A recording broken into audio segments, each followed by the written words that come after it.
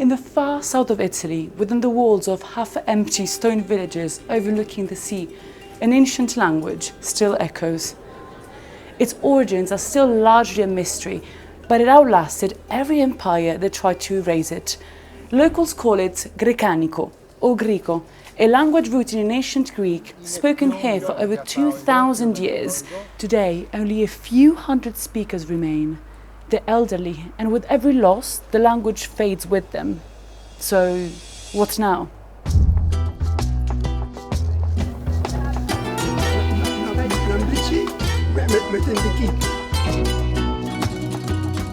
Il numero dei parlanti è estremamente ridotto, siamo alcune centinaia di persone e io sono tra i giovani, io ho 71 anni.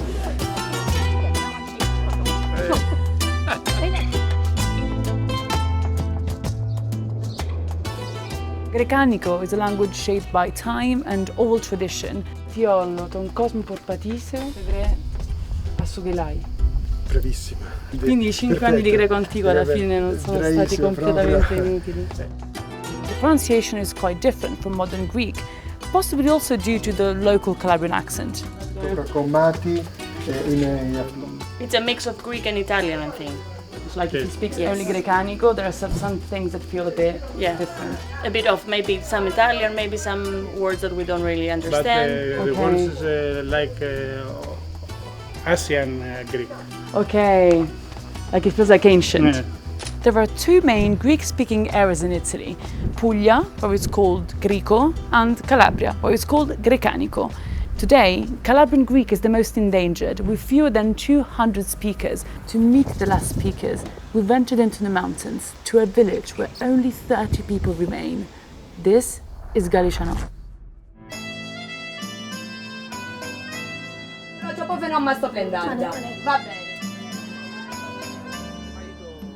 Io qua per esempio ho un gruppo che ci diamo il buongiorno, la buonasera in greco, sempre con le lettere latine però, ma sempre in greco. Proprio i suoi compaesani parlate a volte in greco? Sì. Con gli anziani, sì, con i giovani no, non hai capito. Non gli imparano nemmeno ai figli. Io mi mangio, prego. These are some of the only streets where Greek is still spoken today, almost 3,000 years since it first got here. How it stayed alive for so long is a bit of a mystery. It started with Greek colonies in the 8th century before Christ, when settlers founded cities across southern Italy. Then came the Romans, and with them Latin. Greek didn't disappear. Locals became bilingual, and the language held on. Then came the Byzantine rule, and with it, a new wave of Greek language, culture, and religion. Erano sacerdoti di rito ortodosso praticamente, quindi ortodossi, quindi hanno steso una maledizione per il vescovo che aveva osato celebrare nella cattedrale il rito latino. Che storia! Quindi è stato quello l'ultimo momento, diciamo, in cui la lingua è stata scritta. That's the reason why Grecanico isn't written in the Greek alphabet, because it wasn't written at all. Nel XVI secolo, con la fine del rito bizantino e la latinizzazione anche religiosa, la lingua ha perso molto come prestigio, come lingua sociale di valore e soprattutto non c'erano più persone capaci di scrivere in greco. Already decimated, Grecanico took a further hit under the forced scolarization and Italianization under the fascist regime. Starting in 1925, Italian was the only language allowed to be taught and spoken in schools. This turned Greek into something shameful, a mark. La lingua quindi acquista un'altra fisionomia, perché le persone più colte, che studiano, che viaggiano, di ceto sociale agiato, hanno contatto col mondo, parlano l'italiano o il dialetto calabrese. E la lingua greca rimane sempre più appannaggio delle classi più povere, soprattutto dell'ambiente pastorale, dei contadini. Eppure andavo con mia mamma a fare commissione e parlavo in greco. La gente dice, ma questi da dove vengono? Da quale montagna vengono? Non mi vergognavo a parlare, anche se quella gente diceva, ma questi che cosa? Da dove, da quale montagna vengono? 60 anni fa la lingua era molto diffusa, c'erano migliaia di parlanti, però eravamo già nella fase in cui la generazione dei miei nonni, per pressioni sociali e problemi pratici, aveva smesso di parlare greco ai figli.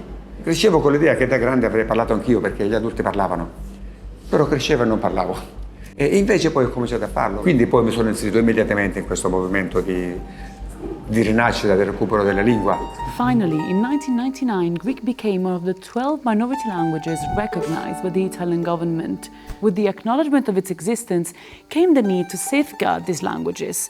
È chiaro che questa lingua ha subito una grave perdita, una perdita umana, perché a livello numerico ci contiamo sulle dita di una mano, i parlanti nativi si contano sulle dita di una mano. And native speakers aren't alone in their fight. Today, a new generation has decided to take on the challenge to keep Italian Greek alive. Riuscire a ritrovarci nella settimana più calda dell'estate per imparare una lingua che ai più potrebbe arrivare come una lingua inutile. La settimana che facciamo non è una scuola semplicemente, permette ancora a questi giovani che stanno imparando di apprendere la lingua dal parlante anziano al giovane. Ancora non abbiamo una trasmissione diretta. Questo senso di appartenenza non è mai un moto di orgoglio identitario, ma è sempre relativo a un bisogno di fare gruppo, nakamo me sinodia. E per quel sentimento bellissimo di soddisfazione nel vedere il volto dei nostri anziani gioire, nel poter fare una conversazione con loro in greco. Tu ti senti addosso un senso di responsabilità? Non è tanto il fatto che si perdono le parole, ma il grande problema è cosa succede quando si perdono i custodi di quelle parole. Quindi sì, mi sento sicuramente responsabile. Greek speakers in this region identify as Italian. They don't see themselves as being Greek in a national or in a political way. They are, however, connected to a distinct culture shaped by their language, by oral traditions, by music. That's why reviving the language isn't just about studying its grammar. For Grecanico to survive, it needs to be shed, sung, spoken, lived. Che la lingua greca ce l'abbiamo, è qua, è fra di noi. Quindi la domanda non è perché dobbiamo parlare greco, la domanda è ma perché non dobbiamo parlare greco? Noi siamo autoctoni, siamo indigeni, noi non abbiamo altre patrie.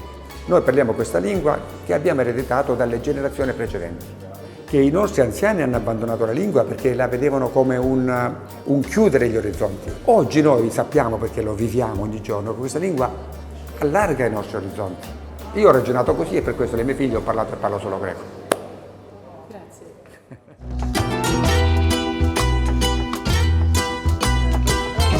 Non vuoi la battuta?